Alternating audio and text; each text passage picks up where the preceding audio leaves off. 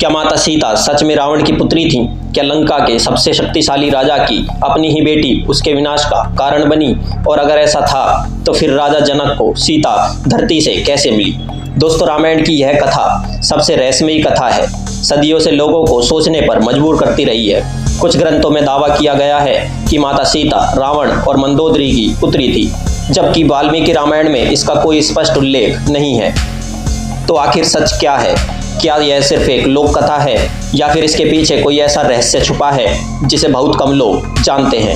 आज की इस वीडियो में हम जानेंगे सीता माता के जन्म से जुड़े अलग अलग रहस्य, रावण और मंदोदरी की वो कहानी जिसे सुनकर आप हैरान रह जाएंगे। क्यों कुछ लोग मानते हैं कि रावण की मृत्यु का कारण उसकी अपनी ही पुत्री बनी।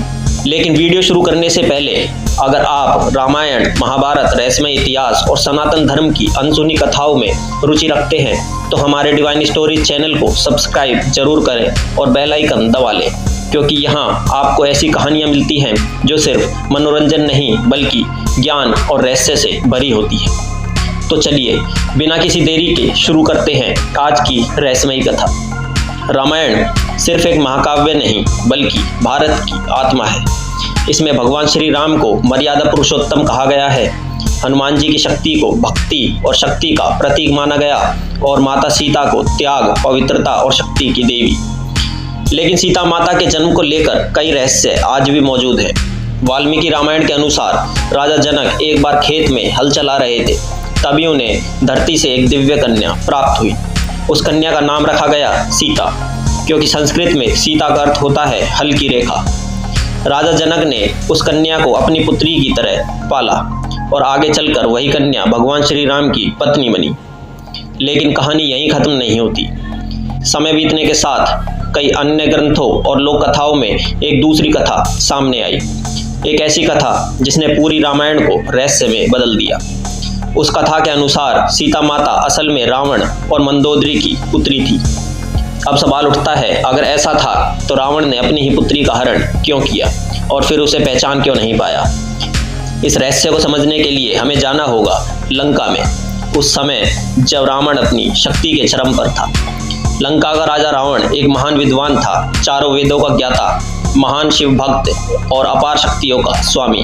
लेकिन उसके भीतर एक चीज सबसे ज्यादा थी, वो था अहंकार। रावण चाहता था कि तीनों लोकों में सिर्फ उसी का नाम हो। देवता उससे कांपते थे, ऋषि मुनि उससे परेशान थे और उसका आतंक दिन ब दिन बढ़ता जा रहा था। इसी दौरान एक भविष्यवाणी हुई। कुछ कथाओं के अनुसार एक ऋषि ने रावण से कहा, तेरा अंत एक स्त्री के कारण होगा। यह सुनते ही रावण क्रोधित हो गया। वह किसी भी कीमत पर अपने विनाश को रोकना चाहता था। इधर मंदोदरी, जो अत्यंत बुद्धिमान और धर्मपरायण थी, एक दिन गर्भवती हुई। लेकिन जैसे ही राजमहल के ज्योतिषियों ने गणना की, उन्होंने भयभीत होकर कहा, यह कन्या आगे चलकर लंका के विनाश का कारण बनेगी। रावण का चेहरा क्रोध से भर गया। उसके मन में सिर्फ एक ही विचार था, अगर यह बच्ची जीवित रही तो मेरा अंत निश्चित है। कुछ कथाओं के अनुसार रावण ने आदेश दिया कि उस कन्या को जन्म लेते ही मार दिया जाए, लेकिन मंदोदरी अपनी पुत्री को मरने नहीं देना चाहती थी। कहा जाता है कि उन्होंने गुप्त रूप से वह नवजात कन्या को एक स्वर्ण पेटी में रखवाया और उसे समुद्र या धरती के हवाले कर दिया। अब यहाँ से कहानी और भी रहस्यमयी हो जाती है। वह पेटी बहते बहते मिथिला पहुंची और वर्षों बाद राजा जनक को खेत जोतते समय धरती से वही कन्या प्राप्त हुई। कुछ लोक कथाएं दावा करती हैं कि वही कन्या आगे चलकर माता सीता बनी। लेकिन क्या यह सच है? असल में यह कथा मुख्य रूप से कुछ क्षेत्रीय रामायणों और लोक परंपराओं में मिलती है, जैसे कि कुछ जैन ग्रंथों और दक्षिण भारत की लोक कथाओं में। हालांकि वाल्मीकि रामायण, जिसे रामायण का सबसे प्राचीन और प्रामाणिक रूप माना जाता है, उसमें कहीं भी यह नहीं कहा गया कि सीता माता रावण की पुत्री थी, बल्कि वहाँ स्पष्ट रूप से सीता को भूमिजा यानी धरती से उत्पन्न बताया गया। लेकिन फिर भी यह कथा इतनी प्रसिद्ध क्यों हुई? इसके पीछे एक गहरा कारण है। दरअसल प्राचीन समय में कथाएं सिर्फ इतिहास नहीं होती थी, उनमें प्रतीक और संदेश भी छुपे होते थे। कुछ विद्वानों का मानना है कि रावण की पुत्री वाली यह कथा सिर्फ यह दिखाने के लिए बनाई गई कि अहंकार और अधर्म का विनाश उसी के घर से शुरू होता है। यानी रावण जितना भी शक्तिशाली क्यों ना हो, उसका अंत उसी भाग्य से होना था जिसे वह रोकना चाहता था। और यही कारण है कि कई लोग इस कथा को एक प्रतीकात्मक कहानी मानते हैं, ना कि वास्तविक इतिहास।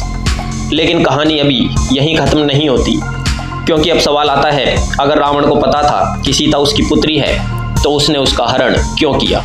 कुछ लोक कथाएं कहती हैं कि रावण यह सच भूल चुका था, जबकि कुछ कथाओं के अनुसार उसे कभी पता ही नहीं चला कि सीता वही बच्ची है। लेकिन एक और रहस्यमयी मान्यता है। उसके अनुसार रावण ने सीता का हरण बदले की भावना से नहीं, बल्कि अपनी मृत्यु को प्राप्त करने के लिए किया था, क्योंकि वह यह जान चुका था कि भगवान विष्णु ने श्री राम के रूप में जन्म लिया है और अब उसका अंत निश्चित है।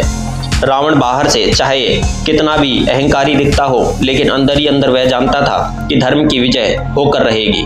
और शायद यही कारण था कि उसने कभी माता सीता को छुआ तक नहीं। लंका में रहने के दौरान भी सीता माता अशोक वाटिका में पूरी मर्यादा और सम्मान के साथ रहीं। यहाँ तक कि रावण ने कई बार उन्हें मनाने की कोशिश की, लेकिन बल प्रयोग नहीं किया। यह बात आज भी कई लोगों को सोचने पर मजबूर करती है। क्या रावण सिर्फ एक खलनायक था, या फिर उसके भीतर भी कहीं ना कहीं धर्म और मर्यादा बची हुई थी? इन्हीं सवालों ने रामायण को सिर्फ युद्ध की कहानी नहीं, बल्कि मानव भावनाओं और कर्मों का सबसे महान ग्रंथ बना दिया।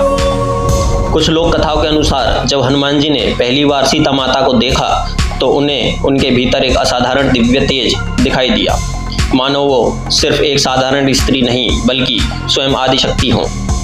और यही कारण है कि कई ग्रंथों में सीता माता को देवी लक्ष्मी का अवतार माना गया है।